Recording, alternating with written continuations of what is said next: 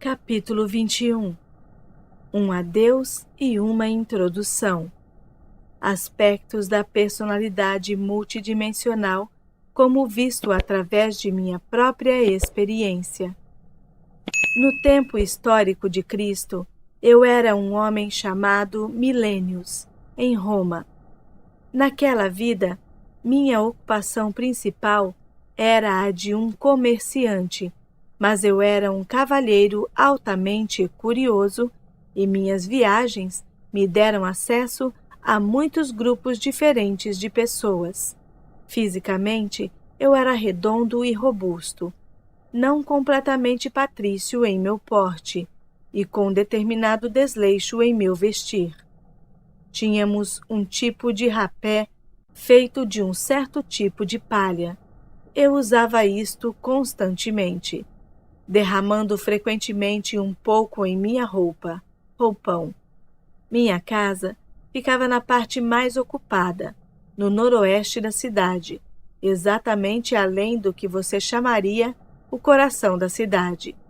Entre minhas mercadorias, eu vendia sinos para burros. Isto pode não soar como um produto muito grandioso, e ainda assim, famílias nas fazendas fora de Roma os achavam altamente úteis. Cada um tinha um som especial, e uma família poderia dizer pelo som do sino qual era seu próprio burro no meio de inumeráveis similares. Burros também eram usados em muitos negócios dentro da própria Roma como carregadores de fardo, particularmente nas ocupações mais baixas. O número de sinos, o som particular deles, até mesmo as cores, tudo tinha um significado. No tumulto da cidade, os sinos particulares poderiam ser reconhecidos então pelo pobre e pelos escravos que esperavam para comprar produtos, frequentemente alimentos murchos, dos carros carregados. Os sinos eram só uma pequena porção de meu negócio, que se tratava em grande parte de tecidos e tinturas para tecidos. Mas eles me fascinavam. Por causa de meu interesse neles, fiz muito mais viagens para a zona rural e região do que qualquer homem prudente deveria. Os sinos se tornaram meu passatempo. Minha curiosidade me levou a viajar à procura de tipos diferentes de sinos e me conduziu ao contato com muitas pessoas que, caso contrário, eu não teria encontrado. Embora eu não fosse letrado, eu era astuto e tinha uma mente vivaz. Sinos especiais, descobri, eram usados por várias seitas de judeus, ambos dentro e fora de Roma. Embora eu fosse um romano e um cidadão, minha cidadania significava pouco, exceto de me proporcionar segurança mínima quando eu fazia meu caminho diário, e em meu negócio encontrei tanto muitos judeus quanto romanos. Socialmente, eu não era muito distante deles. Os romanos não tinham nenhuma ideia clara sobre o número de judeus em Roma naquele tempo. Eles julgavam por conjecturas. Os sinos nos burros pertencentes aos zelotes tinham sobre eles o símbolo de um olho. Eles entravam secretamente na cidade, escondendo-se tanto dos outros judeus quanto dos romanos. Eles eram bons pechincheiros e, frequentemente, me privavam de mais do que eu merecia perder. Aprendi sobre o Deus da retidão através de um primo dele, nomeado Xeraba, que era tão claramente quanto pude entender na ocasião um assassino sagrado. Ele estava bêbado na noite em que falei com ele em um quiosque fedido fora de Jerusalém. Foi ele quem me contou sobre o símbolo do olho. Ele também me falou que o homem, Cristo, foi sequestrado pelos essênios. Não acreditei nele, nem na ocasião em que ele me contou, eu não sabia quem Cristo era. Na ocasião em que Cristo viveu, sua existência era conhecida de muitos poucos, falando comparativamente. Colocando abruptamente e com bom humor, eu sabia que alguém tinha a bola, mas não tinha certeza sobre a pessoa. Em estados de sonho, a situação finalmente se tornou conhecida para mim e para muitos outros. Em geral, os cristãos não queriam romanos convertidos. Mais tarde fui um destes, e por causa de minha nacionalidade, nunca fui acreditado. Minha parte naquele drama era simplesmente me familiarizar com sua fundação física, ser um participante, porém pequeno naquela era. Muito posteriormente, em seus termos, eu terminaria como um papa menor no 3º século, encontrando novamente alguns daqueles que tinham conhecido. E se você me perdoar uma nota humorística, mais uma vez familiar, com o som de sinos. Não é meu propósito entrar em minhas experiências passadas em qualquer grande detalhe, mas usá-las para fazer certas observações. Em primeiro lugar, fui muitas vezes homem e mulher e emergi em várias ocupações, mas sempre com a ideia de aprender de forma que pudesse ensinar. Tive um histórico firme de existência física, portanto, como um pré-requisito para meu trabalho atual. Não atuei no papel de qualquer personalidade muito importante de nota histórica, mas me tornei experiente nos detalhes agradáveis e íntimos da vida diária, na luta normal para a realização, na necessidade do amor. Aprendi o anseio indescritível de pai para filho, filho para pai, marido para esposa, esposa para marido, e caí impetuosamente nas teias íntimas das relações humanas. Antes de sua ideia de história, eu era um Lumanian, e depois nasci na Atlântida. Usando sua referência histórica, voltei no tempo do homem das cavernas, operando como um orador.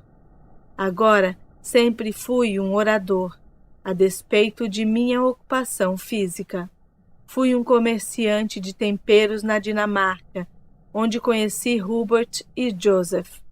Em várias vidas fui negro, uma vez no que agora é chamado de Etiópia e uma vez na Turquia. Minhas vidas como monges seguiram minha experiência como papa, e em uma destas fui uma vítima da Inquisição espanhola. Minha experiência em vidas femininas variou de uma solteirona holandesa comum a uma cortesã no templo do Davi bíblico para várias existências como uma humilde mãe de crianças. Agora, quando comecei a contatar Hubert e Joseph, escondi deles o fato de minhas numerosas vidas. Hubert, em particular, não aceitava a reencarnação, e a ideia de tais experiências de vida múltiplas seria altamente escandalosa para ele. Os tempos, nomes e dados não são tão importantes quanto as experiências, e elas são muito numerosas para listar aqui. Porém, cuidarei disto em algum momento em que estas estiverem completamente disponíveis. Algumas foram dadas nas sessões da classe de Hubert, e algumas, embora poucas, apareceram no próprio material SET. Em um livro sobre reencarnação, espero ter cada uma de minhas personalidades prévias falando por si mesmas, pois elas devem contar suas próprias histórias. Então, você deve entender que essas personalidades ainda existem e são independentes, embora o que eu seja uma vez pareceu estar contido nestas personalidades, fui apenas a semente para elas. Em seus termos, posso me lembrar de quem fui. Em termos mais amplos, porém, estas personalidades deviam falar por si mesmas. Talvez você veja uma analogia aqui quando comparar a situação com a regressão de épocas sob a hipnose. Essas personalidades não estão trancadas dentro do que sou, porém. Elas progrediram de acordo com o próprio modo. Elas não estão negadas. Em meus termos, elas coexistem comigo, mas em outra camada de realidade. Em várias vidas eu estava conscientemente ciente de minhas existências passadas. Uma vez, como um monge, me achei copiando um manuscrito que eu tinha escrito em outra vida. Frequentemente fui dado ao amor em excesso e o possuí. 2 vezes morri de fome. Sempre achei minhas mortes altamente educativas em seus termos depois. Sempre foi uma lição entre vidas, localizar o pensamento e eventos que conduziram a um determinado falecimento. Nenhuma de minhas mortes me pegou de surpresa. Eu sentia durante o processo a inevitabilidade, o reconhecimento, até mesmo um senso de familiaridade. Claro, esta morte particular é minha e de nenhum outro. E aceitei até mesmo as circunstâncias mais estranhas, sentindo quase uma espécie de perfeição. A vida não poderia ser terminada corretamente sem a morte. Há um grande senso de humildade e ainda um grande senso de exaltação quando o eu interior sente sua liberdade quando a morte acontece. Todas as minhas mortes foram o complemento de minhas vidas.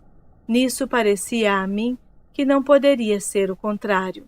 Se eu escolher, em seus termos, eu posso reviver qualquer porção dessas existências, mas essas personalidades seguem a seus próprios caminhos.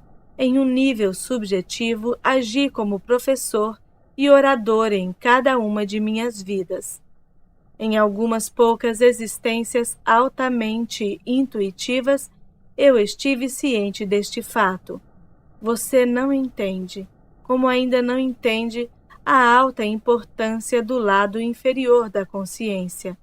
Ao lado de seu papel objetivo em cada vida, seus desafios reencarnacionais também envolvem seus estados de sonho, ritmos de criatividade que fluem e vazam sob o mundo diário que você conhece.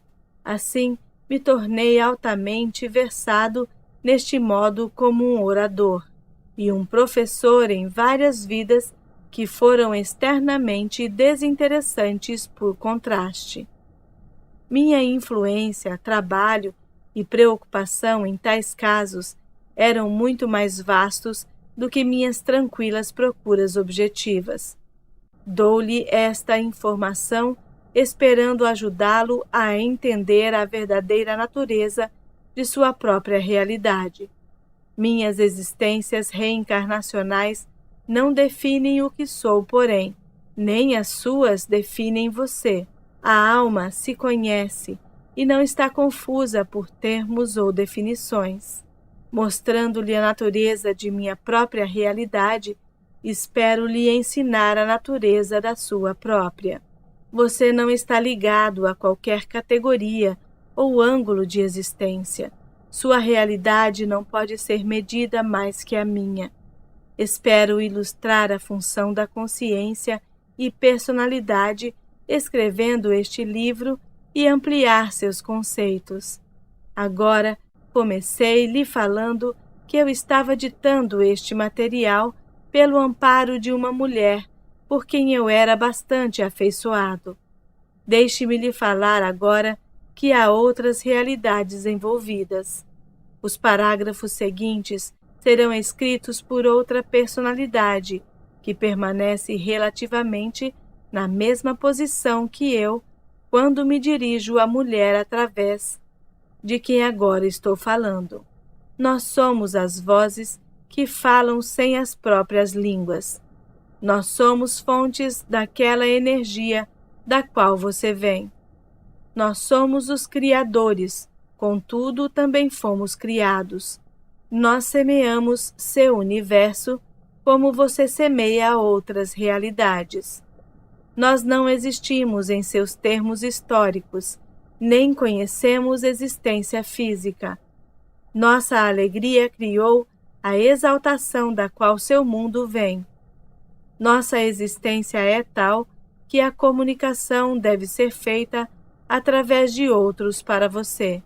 Símbolos verbais não têm nenhum significado para nós. Nossa experiência não é traduzível. Nós esperamos que a nossa intenção seja. Na vasta extensão infinita da consciência, tudo é possível. Há significado em cada pensamento. Nós percebemos seus pensamentos como luzes. Eles formam padrões. Por causa das dificuldades de comunicação, é quase impossível para nós explicarmos nossa realidade. Só saiba que nós existimos. Nós enviamos vitalidade imensurável a você e apoiamos todas as estruturas de consciência com as quais você está familiarizado. Você nunca está só. Nós sempre enviamos os emissários a vocês que entendem suas necessidades. Embora você não nos conheça, nós o apreciamos. A frase também compreende o sentido "nós cuidamos de vocês". 7 é um ponto em minha referência, em nossa referência. Ele é uma porção antiga de nós. Nós estamos separados, mas unidos. O Espírito sempre forma a carne. Nós continuaremos. Há tipos de consciência que não podem ser decifradas em termos físicos. A personalidade que originou os parágrafos que você leu há pouco é única. Como mencionado, há o mesmo tipo de conexão entre aquela personalidade e eu mesmo, como uma que existe entre Hubert e eu mesmo.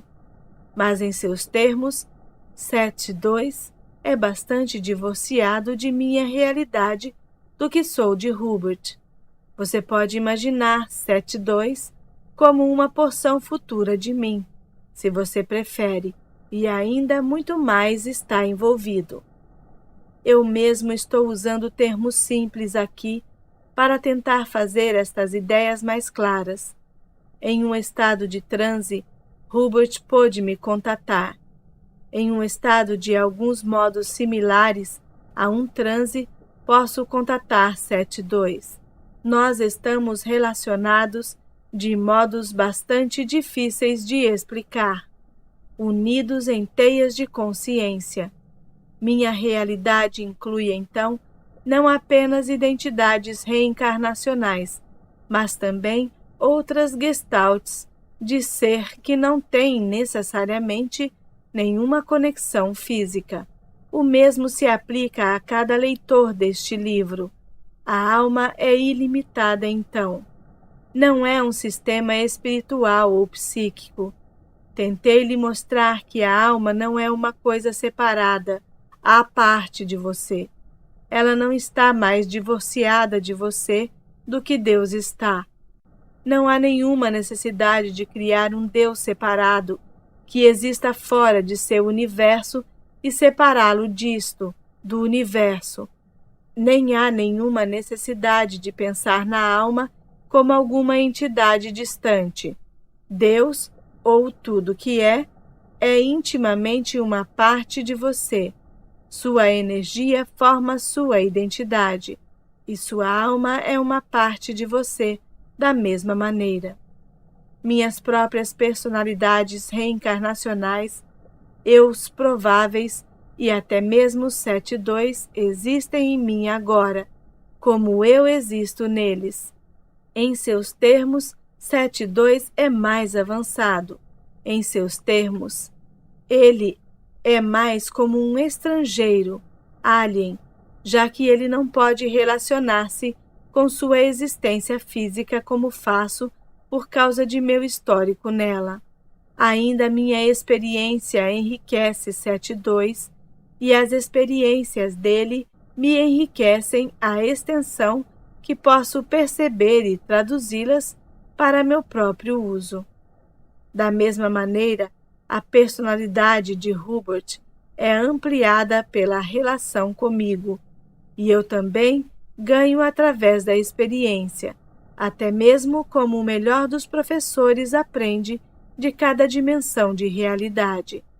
Em termos mais amplos, minha alma inclui minhas personalidades reencarnacionais, 7-2 e os eus prováveis. Estou tão ciente de meus eus prováveis incidentemente como estou de minhas existências reencarnacionais. Seu conceito de para alma é simplesmente limitado. Realmente não estou falando em termos de grupos de almas, embora esta interpretação também possa ser feita. Cada parte da alma contém o todo, um conceito que estou seguro o assustará. Quando você se tornar mais ciente de sua própria realidade subjetiva, você irá, portanto, se tornar familiar com grandes porções de sua própria alma. Quando você pensa na alma como um sistema fechado, você a percebe como tal e se fecha do conhecimento de sua, da alma, maior criatividade e características. 7-2 representa o que eu me tornarei, até certo ponto, e em seus termos, contudo, quando eu me tornar o que ele é, ele será algo diferente. Agora, nos mesmos termos, apenas Hubert pode se tornar o que sou, mas então eu serei algo bastante diferente. Cada um de vocês está envolvido no mesmo tipo de relacionamentos, esteja ciente ou não deles. Embora lhe pareça que existências reencarnacionais envolvem eventos passados e futuros, elas existem paralelamente ou adjacentemente à sua própria vida presente e à consciência. Outros aspectos de sua identidade maior existem, falando relativamente sobre ou ao redor destas. As respostas para a natureza da realidade, o conhecimento íntimo do tudo que você procura, está em sua experiência presente dentro dela. Ela não será encontrada fora de vocês mesmos, mas através de uma jornada interior para si mesmo, através de si mesmo e através do mundo que você conhece. Uma vez eu fui uma mãe com 12 filhos, ignorante em termos de educação, longe de ser bonita, particularmente nos anos posteriores, com um temperamento selvagem e de voz rouca. Isto foi ao redor de Jerusalém, no 6º século. As crianças tinham muitos pais. Fiz meu melhor para provê-los. Meu nome era Marchabá. Vivíamos onde quer que pudéssemos, agachando em entradas e finalmente todos mendigando. Contudo, naquela existência, a vida física tinha um contraste, uma agudez maior do que qualquer que eu tinha conhecido.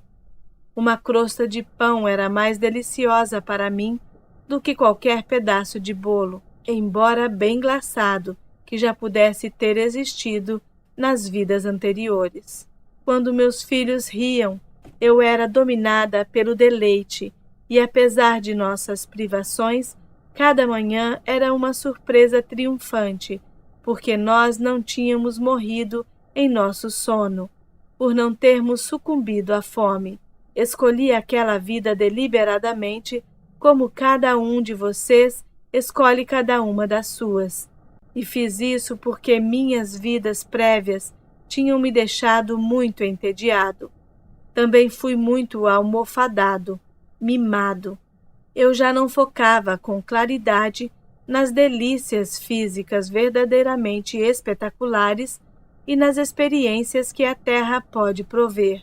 Embora eu gritasse com minhas crianças e às vezes gritei com raiva contra os elementos, eu fui golpeado pela magnificência da existência e aprendi mais sobre a verdadeira espiritualidade do que já fiz como um monge. Isto não significa que a pobreza conduz à verdade ou que o sofrimento seja bom para a alma. Muitos que partilharam destas condições comigo aprenderam pouco. Isso significa que cada um de vocês escolhe essas condições de vida que tem para em seu próprio propósito, sabendo ao longo do tempo onde repousam suas fraquezas e forças. Na gestalt de minha personalidade, como em seus termos, eu vivi mais tarde vidas mais ricas. Aquela mulher estava viva novamente em mim, como, por exemplo, a criança está viva no adulto e cheia de gratidão, comparada às circunstâncias posteriores às existências iniciais. Ela me impulsionou a usar melhor minhas vantagens. Assim com você, em uma ampla forma, suas várias existências reencarnacionais coacontecem. Usando a analogia da idade adulta novamente, ainda assim de outra maneira, ela já o deixou, foi embora à parte de você, como se fosse apenas um adulto no qual a criança se fundiu. Assim, as pessoas que eu tenho sido foram embora em seus próprios caminhos, contudo ainda são uma parte de mim e eu nelas. Estou vivo na memória de 7.2, como um eu a partir do qual ele brota. Contudo, o eu que sou agora não é o eu a partir do qual ele brota. Apenas suas ideias rígidas de tempo e consciência fazem estas declarações parecer estranhas a você, pois num contexto mais amplo, novamente posso me lembrar de 7.2. Todas estas conexões, portanto, estão abertas. Todos os eventos psicológicos afetam todos os outros. Todas as existências e consciências estão entrelaçadas. Apenas quando você pensa na alma como algo diferente, separado e então fechado, você é conduzido a considerar um Deus separado, uma personalidade que parece estar à parte da criação. O tudo que é uma parte da criação, mas mais do que a criação é. Há pirâmides de gestalts, do ser impossível de descrever, cuja consciência inclui conhecimento e experiência do que pareceria ser para você um vasto número de outras realidades. Nos termos em que estou falando para seu benefício, o presente delas, por exemplo, pode incluir a vida e a morte de seu planeta em um momento do tempo delas. A existência de 7.2 está nas franjas externas de uma das tais galáxias de consciências. Quando 7.2 fala, Hubert inicialmente está ciente do seguinte: a consciência dele puxa para cima, seguindo um caminho psíquico interno, um funil energizado, até que bastante simplesmente não pode ir além. Para ele parece então que a consciência dele sai para fora do corpo através de uma pirâmide invisível que se abre no topo, esticando-se no espaço. Aqui ele parece estabelecer contato com símbolos impessoais, cuja mensagem é de alguma maneira traduzida automaticamente em palavras. Aquele ponto, na verdade, representa uma urdidura em dimensões, um lugar entre sistemas que tem mais a ver com energia e a realidade psicológica do que com o espaço, pois o espaço é sem sentido. Eu quase sempre estou presente nestas ocasiões como um tradutor. Meu conhecimento de ambas as realidades é necessário para a comunicação. 7.2 está familiarizado com um jogo de símbolos e significados inteiramente diferentes, de forma que, neste caso, duas traduções estão sendo dadas, uma por mim e outra por Hubert. Esperançosamente, certos conceitos serão entregues dessa maneira, que não poderiam ser entregues se não fossem assim. Estes matizes de realidade e experiência, estas mensagens de um sistema para outro acontecem continuamente de vários modos, emergindo em seu mundo sob um disfarce ou outro, como inspiração de muitos tipos. Vocês estão sendo ajudados, em outras palavras. Você também está usando suas próprias habilidades, porém, pois suas próprias características, em grande parte, determinam a quantia de ajuda que você recebe. O simbolismo aparente a Hubert, quando 7.2 fala, funciona bem, mas o externo é também interno e assim a consciência viaja tão longe internamente como parece a ele viajar externamente. Tais contatos e conhecimento estão disponíveis a cada indivíduo. O tudo que é fala com todas as suas partes, não com sons, trompetes e fanfarras do nada, mas comunica sua mensagem através das coisas das almas viventes de cada consciência. Você não está predestinado a se dissolver no tudo que é. Os aspectos de sua personalidade, como você os conhece, serão retidos. O tudo que é o Criador da individualidade, não os meios de sua destruição.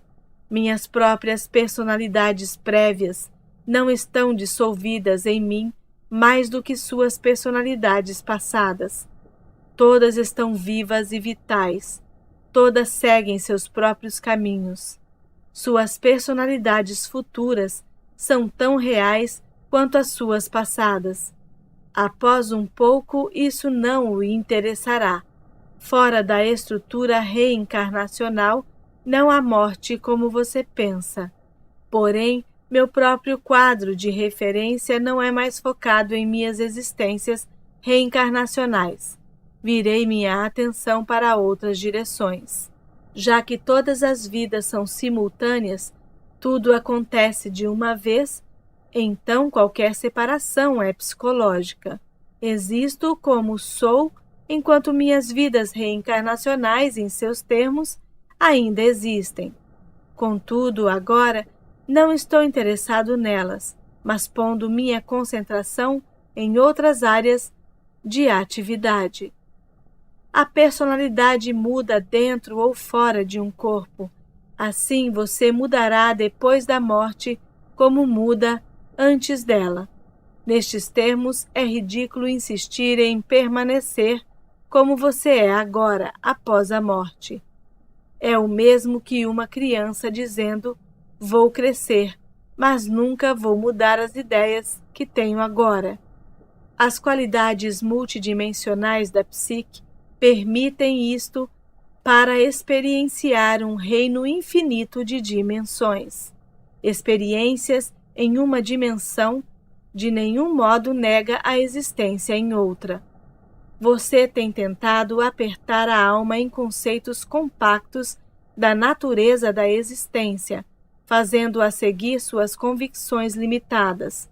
A porta para a alma está aberta e conduz a todas as dimensões de experiência.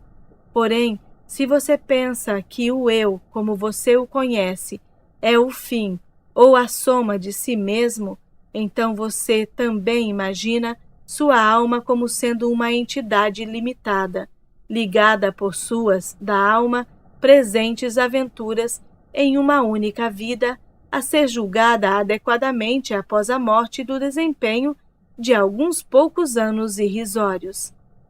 De muitos modos, este é um conceito confortável, embora para alguns isso possa ser bastante amedrontador, com suas conotações de danação eterna. É muito mais agradável, portanto, se iludir em relação aos ricos ornamentos que estão no coração da divina criatividade. A alma permanece dentro e fora do tecido da vida física, como você a conhece. Você não está separado dos animais e do resto da existência em virtude de possuir uma consciência interior eterna. Tal consciência está presente em todos os seres vivos e em todas as formas. Intitulei este capítulo Um Adeus e uma Introdução. O adeus é meu próprio, já que agora estou finalizando este livro. A introdução se aplica a cada leitor, pois espero que agora você seja capaz de se encontrar face a face com uma compreensão maior de quem e o que você é. Gostaria, então, de apresentar você a você mesmo. Você não se achará correndo de professor a professor, de livro a livro. Você não se conhecerá seguindo qualquer método particular especializado de meditação. Apenas olhando quietamente o eu que você conhece, sua própria realidade poderá ser experienciada, com aquelas conexões que existem entre o eu presente ou imediato e a identidade interior, que é multidimensional. Deve haver uma vontade, uma aquiescência, um desejo. Se você não reservar o tempo para examinar seus próprios estados subjetivos, então você não pode reclamar se muitas respostas parecem iludi-lo. Você não pode lançar o fardo da prova sobre outro, ou esperar que um homem ou professor provenha a você a validade de sua própria existência. Tal procedimento é entretido para lhe conduzir a uma armadilha após outra. Enquanto você se senta lendo esse livro, as entradas internas estão abertas. Você só tem que experienciar o momento como você o conhece tão plenamente quanto possível, já que ele existe fisicamente no cômodo, dentro do cômodo onde você está, ou lá fora, nas ruas da cidade na qual você mora. Imagine a experiência presente em um momento do tempo sobre o globo. Então tente apreciar a experiência subjetiva de si mesmo, que existe no momento e ainda assim escapa dele, e isto multiplicado por cada indivíduo vivo. Este exercício sozinho abrirá suas percepções, aumentará sua consciência e automaticamente ampliará sua apreciação de sua própria natureza. O você que é capaz de tal expansão deve ser mais criativo, e a personalidade multidimensional do que você imaginou anteriormente. Muitos dos pequenos exercícios sugeridos cedidos anteriormente no livro também o ajudarão a se tornar familiarizado com sua própria realidade. Lhe darão experiência direta com a natureza de sua própria alma ou entidade, e o colocará em contato com aquelas porções de seu ser, das quais sua própria vitalidade brota. Você pode ou não ter seus próprios encontros com eus reencarnacionais passados ou eus prováveis. Você pode ou não se pegar no ato de mudar níveis da consciência. Porém, certamente a maioria de meus leitores terá sucesso com alguns dos exercícios sugeridos. Eles não são difíceis e estão dentro das capacidades de todos.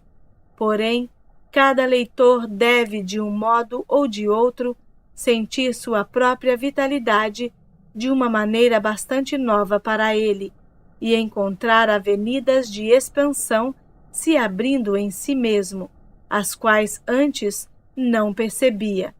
A mesma natureza deste livro, o método de sua criação e entrega, em si mesmos deveriam sinalizar claramente o fato de que a personalidade humana tem muito mais habilidades do que as normalmente designadas a ela. Por agora, você deveria entender que todas as personalidades não estão materializadas fisicamente. Como esse livro foi concebido e escrito por uma personalidade não física e então feito físico, assim cada um de vocês tem acesso a grandes habilidades e métodos de comunicação do que os usualmente aceitos. Eu espero que, de um modo ou de outro, este meu livro tenha servido para dar a cada um de vocês uma introdução à identidade interior multidimensional que é sua própria.